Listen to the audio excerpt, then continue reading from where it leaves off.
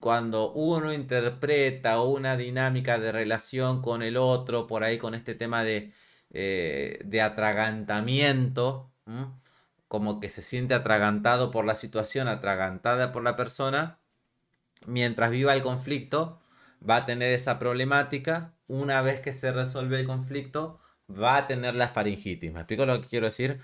Por eso decimos que es más a nivel de síntoma de reparación. Mientras vive el conflicto, no manifiesta síntomas. Pero cuando resuelve el conflicto, ahí está la aparición del síntoma.